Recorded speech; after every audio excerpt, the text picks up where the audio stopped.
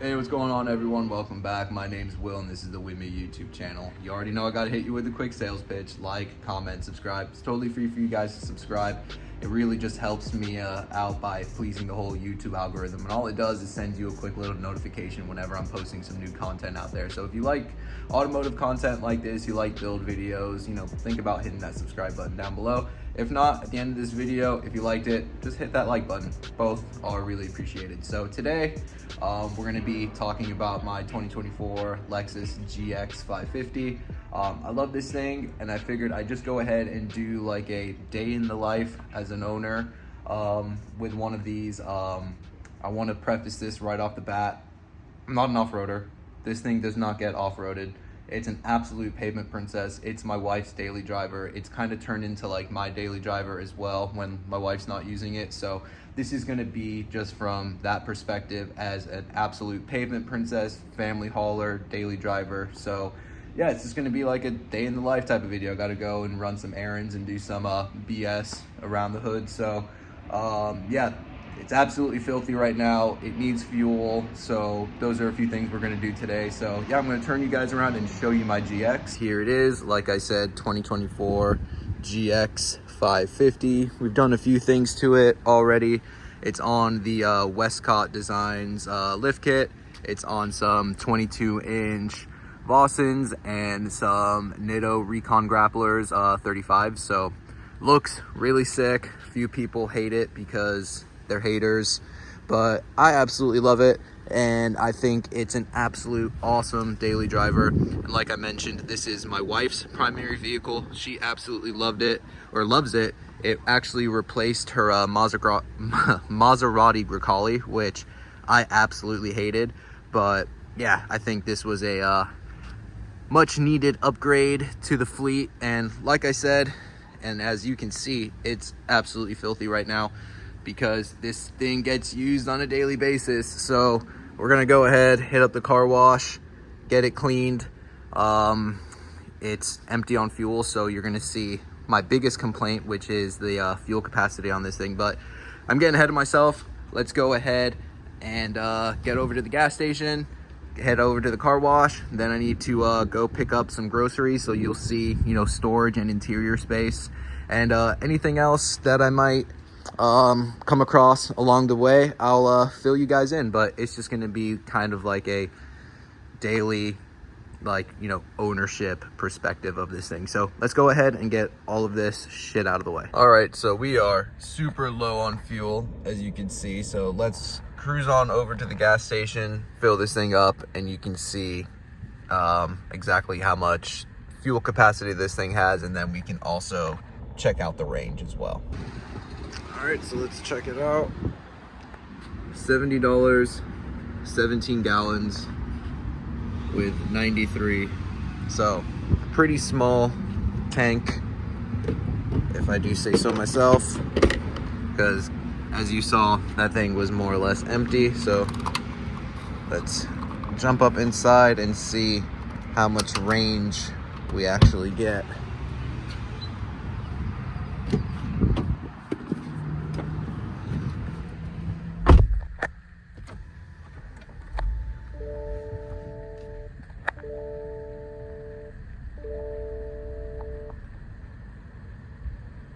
So there it is, 250 on a full tank.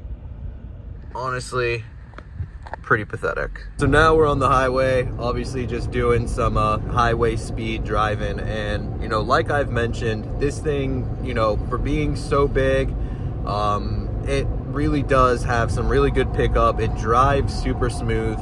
Especially on like these bigger tires and the bigger wheels.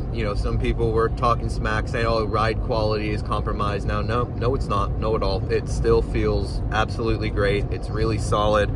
Some people were saying, oh, with the preload collars, it's going to be super stiff. No, it's not. Typically, those are people that have no experience with preload collars that like to talk the most smack. So yeah, take it from me for what it's worth. You can think I'm BSing you guys, but ride quality is perfectly fine. And I'm not sure if you can hear right now, but there's really no loud highway noise, no like wind or anything like that. I do know some people were saying they had issues with like their over trails that have the roof racks being pretty noisy. I don't have the over trail roof rack. I have the Land Cruiser First Edition roof rack. But as you can hear, hopefully in this video, there's no wind noise whatsoever. And you know, this thing still has plenty of pickup. We floor it, and obviously it's not like a race car, but it'll still definitely boogie. It'll get out of its own way. The only thing, like, again, that I have to say, that fuel range, it really sucks. So, you know, we just got full tank of gas, and even right now cruising, it's showing 236 miles of range with a full tank. And, you know, I'm not BSing you guys. There it is, right there. So, yeah, honestly, that's really my only major, you know, complaint with the GX. And in some of my other videos, a lot of you guys still thinking I'm talking smack about, you know, this. It's not. It's just the nature of the beast with this thing. It's not a deal breaker for me. It's just something that I don't like. You know, you are allowed to not like everything about your car, guys, you know, so relax. But yeah, again, I just think if this had a slightly larger fuel tank, you know, just to get over like that 300 to 350 mile range, even if it had just 5 more gallons, that would get there. But yeah, with this tiny fuel tank, it's just an issue. And I know some people will say, oh, you know, the miles per gallon over the fuel tank.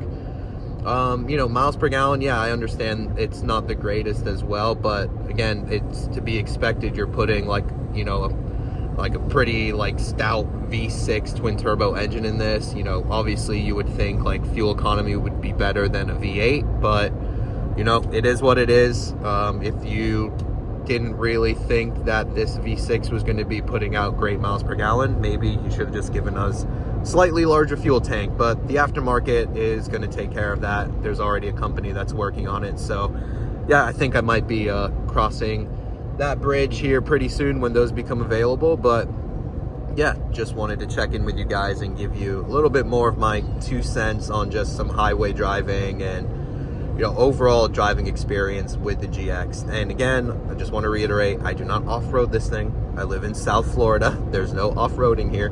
So if you're looking for like off-roading, you know, review or anything like that, it's not going to be me. This is just my point of view from an absolute daily driver. So just got back from the grocery store and just driving this thing around town, and this is just my perspective. I really like the layout here. I think everything is you know, laid out really nicely. You know, everything is really accessible. You know, you got the big screen up here, the digital dash up here. I really like that. The whole layout down here as well. You got like the phone charger that's down here. You got the cup holders down here. You know, like all your driver mode selectors are over here as well. I love that you actually still get a gear shift and it's not like one of those dials or the buttons. I really do like that. Really spacious. I think the inside really looks great as well. You know, I've done, you know, overviews of all of this before, but just thought I'd show you a few things here. The this is actually like the cooling box, but as you can see, it's just used as storage. And one thing I want to preface here is that I'm a dad, so when it comes to hauling the kiddo around, plenty of room back here. I have the 2 captain's chairs, so in the back, I think this, you know, layout looks sick. It's probably not the most practical if you want to shove like a bunch of people in here, but you know, that's what the 3rd row's for as well. So yeah, I digress. You still get all the cool like features back here. So like heated seats for the 2 captain's chairs, and as you can see, car seat fits perfectly fine on the captain's chair. That's a Nuna Rava. So if you're a parent, you probably, you know, familiar with that. It's a pretty massive car seat, and as you can see, it fits there just perfectly fine. So, you know, no needs to worry if you're a parent and you need to put a car seat back there and you want the captain's chairs. No worries at all. You're good to go.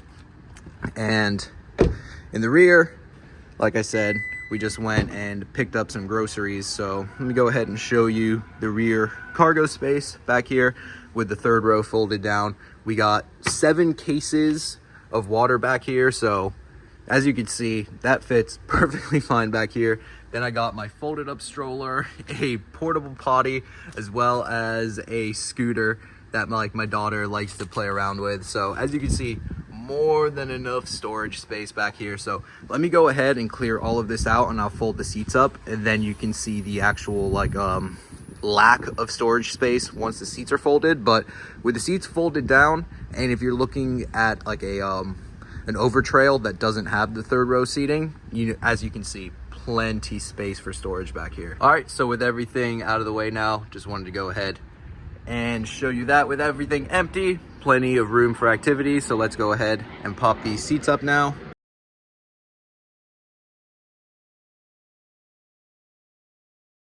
All right, so as you can see now with the seats up, you don't really get much room for anything back here. You might be able to shove like maybe like 2 duffel bags back here or a few grocery bags, but you're not going to be shoving a bunch of stuff back here with the third row up. And I'll come inside here and show you now exactly how it looks with the third row up. So if you're just like commuting and you got like a bunch of people that you need to bring with you, that's great. For road trips, if you got like a bunch of people coming with you, I would definitely recommend getting a roof rack. I did the Land Cruiser first edition roof rack. So honestly, what we shove up there, or what the only thing I've really put up there so far has just been 2 strollers. And we put that up there when we were driving up to Disney World, because that's what parents do. But yeah, as far as like if you wanted to travel with a bunch of people and everyone had suitcases, yeah, you're definitely going to want to invest in some sort of roof rack, or you're going to be having those suitcases on your lap as you drive along. But yeah, just thought I would show you guys that so far. So let's go ahead and get on with the rest of our day. And here is another part of ownership, unfortunately. So obviously with any vehicle you own, you will eventually pick up some nails or screws or anything like that in your tire. But with larger off-road tires, not everywhere is so keen on wanting to patch it and repair it. So just keep that in mind for you guys that want to put bigger wheels and tires on your GX. It's not going to be as simple as just walking into any tire place to get it patched or repaired. And sometimes they don't even want to do it, or they can't do it, and more than likely you don't have a spare tire now that will fit on your vehicle if you did go with like larger wheels and tires. So I have actually ordered a 5th wheel and tire that I'm going to be keeping as a spare, because shit happens sometimes and you don't want to be stranded anywhere with no spare. So just keep that in mind too. This is also part of the joys of ownership, and it goes with any vehicle, but especially with like larger wheels, tires, if you don't have that spare, you're really crossing your fingers that it can be repaired and that there's a shop locally that will repair it for you. So yeah, this is part of the joys. So I'm chilling here as the tire gets repaired. So another question I've been asked quite a few times is, does my GX now fit inside of my garage? Does it fit inside parking garages? Does it fit inside of automatic car washes? So I have a standard 2-car garage. So I'm gonna go ahead and pull my GX in there now, and you can see exactly how much clearance there is.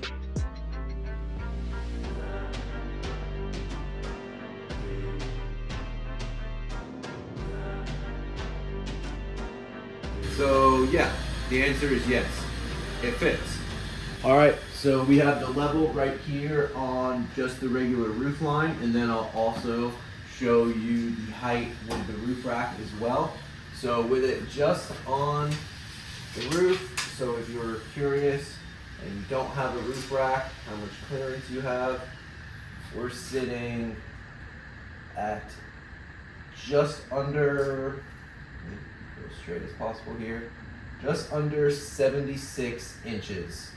And that's just standard roof line, not on the rack. So with the LC Land Cruiser roof rack, I have one of those. Let me get this as straight as possible here.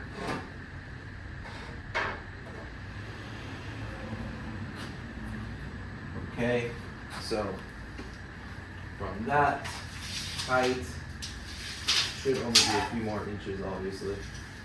But from there, we are at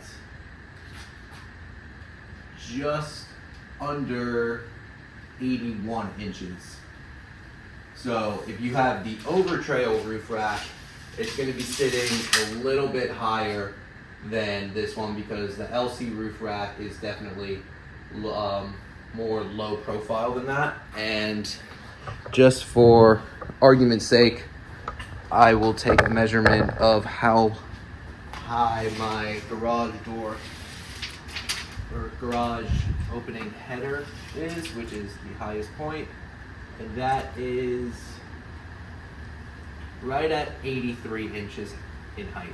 So with my roof rack, I have about 2 inches to spare. Now, if I had the over trail roof rack, I'm not 100% sure if it would fit inside my garage or not, but some garages are a little bit higher, so it really all depends. I would definitely measure your garage door header before you make any decisions on if you want to lift your GX or not. But as you can see, this is just a standard 2-car garage, and it fits in there with plenty of room, you know, front to back, and honestly just enough room with the roof rack to clear inside of here. So yeah, I've had no issues getting inside parking garages.